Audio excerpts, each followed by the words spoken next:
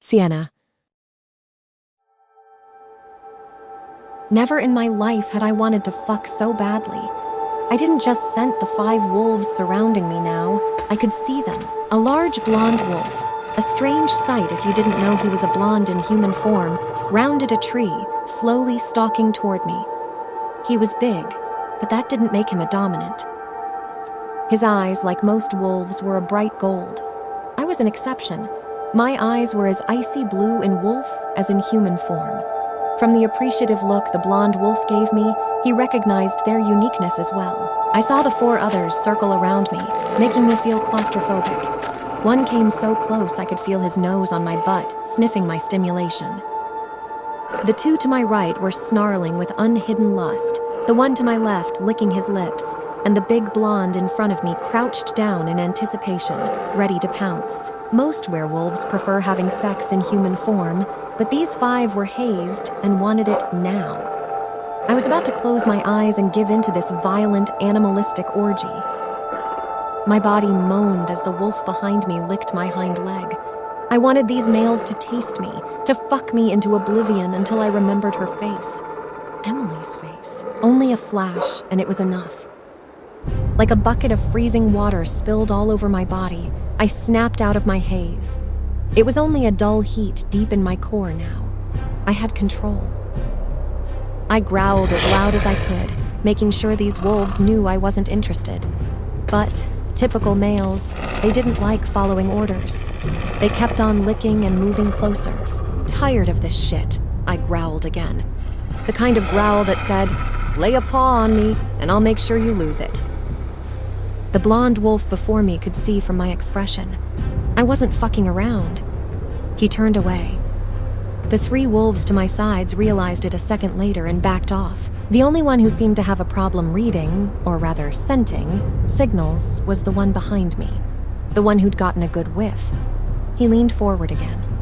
That's it, I thought. I turned around lightning fast and sank my sharp teeth into his neck. I clamped down hard, making him bleed. He yelped in pain, struggling to back away, but I didn't let go. This wolf would learn his lesson today. Only when I felt I was about to tear his jugular did I release him. The wolf didn't stop to stare. He knew who was in charge now, turning and hightailing it out of there.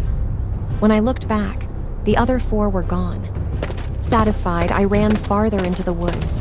I could scent the sex in the air. My haze began to creep back up, and I kept running, trying to repress it. I couldn't let it out. Not again. When I returned to the spot where I ditched my clothes, I shifted. This time, I felt every excruciating detail. The bones thinning, the neck turning slender, the hind legs stretching, the arms folding and unfolding.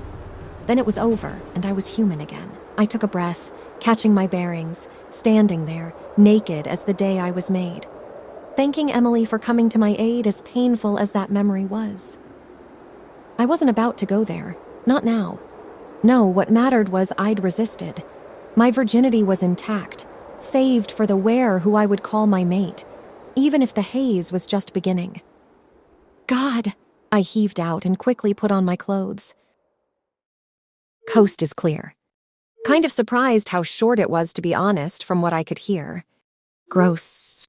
You're such a square. I'm glad Mom and Dad still. Stop. Thanks for that. You didn't go home? Leaving now. You find your partner tonight? None of your business.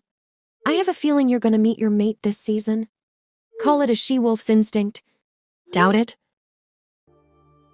Celine always had a way of seeing the future. Some sort of animal sixth sense thing. But I didn't see how this future could be possible. Me finding my mate? I'd been out all night and hadn't found a single wolf who fit the description. There was still time, of course, a whole season. When I arrived home, my parents had already scratched their itch for the night. My father was sitting in the living room, watching the local news, while Mom was folding laundry. You barely got to eat, huh? Dad asked. I'm fine, I said, heading for the stairs. She got her fill, I bet, Mom smirked. Disgusting, Mom. Again, I felt a twinge of guilt for not telling my mother the truth. about my virginity, about everything. But I shook it off. Why did Celine and Jeremy rush off? They just got here. An urgent meeting at the pack house, Mom said. Makes you curious, doesn't it?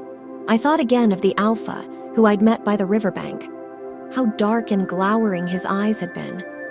What was going on that they needed to involve Jeremy, the pack's lawyer? I wonder, my mom said, eyes twinkling. Do you think the stories are true about the alpha's love life? That would explain why he's been so remote. Mom, stop meddling in other people's lives. Oh, but it's so fun. You should try it sometime. With Aiden Norwood, I had to admit the urge to gossip, to meddle, to know everything there was to know made my imagination run wild. The very thought of him made the haze rise up again. Blushing, I headed up the stairs. I'm going to bed. Sweet dreams, my dear, Mom called out. Hope they're extra sweet if you catch my drift. I rolled my eyes and couldn't help but laugh. But when I locked the door, turned off the lights, and collapsed onto my bed, all I could imagine was Aiden Norwood. This was torture. Falling asleep, I prayed I would never have to see the alpha again. Did you hear? Hear what? You can't send a text like that and not follow up. Hello? Alpha's inviting PPL to the pack house. No way. But there's no ball or anything. It's a lottery. Invitations are already out. So like 5 families get to go, that's it. You never know. I rolled over in my sheets, clicking off my phone. Michelle was absolutely obsessed with being in on the scoop. That said, her brand of news was more tabloid than anything. This was one of those articles you didn't even read, just scanned over as you continued to sip your coffee and put off going to work or school. Who cared that the alpha was having some random families invited to the pack house? Sure, it was out of the ordinary, but it was just a way for the leadership to show they cared about everyone in the pack. It was politics, I figured. That was it. Nothing worthy of a 7 a.m. text. Awesome, I thought. Now I couldn't get back to sleep even if I tried. Michelle just had to bring up the alpha.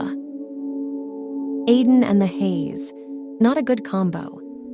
I got up and made my way downstairs, surprised to see Celine, Jeremy, Mom, and Dad gathered around the kitchen table, all looking at something.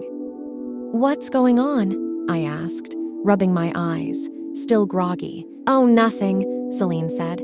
Just standing here with our jaws on the floor for the fun of it. What are you talking about? Come look, dummy. I walked over, looked at the center of the table, and stopped in my tracks. No way, it couldn't be. This must be a prank. It was an invitation to the pack house. Why us? Was all I could manage. You know how it works, Celine said. It's a lottery. That or Jeremy rigged it. I would never, Jeremy said with a laugh. An irrational idea occurred to me then. A silly suspicion that couldn't possibly be true. But that, for just an instant, felt so real it had to be. What if, I wondered, what if Aiden Norwood rigged the lottery just to see me again? Come on, who was I kidding? There was no way the alpha even remembered me, let alone went to these lengths. I was just some girl he'd caught drawing him, right? But when I looked at Jeremy, there was something I couldn't read in his expression. Something suspicious, like this was related to me somehow. But how? I didn't have time to overanalyze Jeremy's look because my mom grabbed me and Celine by the shoulders, bursting with excitement. Can you believe it? A private audience with the alpha. Not quite private, Jeremy reminded. There are a few other families coming. Oh, what's the difference? This is going to be so much fun. Who knows how hot things might get, she declared, fanning herself with the invitation. Fun? Was my entire family nuts? No, it wasn't going to be fun. We had just begun the haze, and while my parents and sister had a partner to, you know what with, I didn't. A fact that would be obvious to every unmated male werewolf within my sense radar. I wasn't anti-sex. I was all about it if I could find my mate. But to think I would find him at the pack house of all places? Please, a hazed virgin she-wolf can only take so much. I didn't know about the other families who were attending the dinner party, but I did know about one person in attendance who was unmated and very much on the prowl. I gulped. This was going to be a disaster.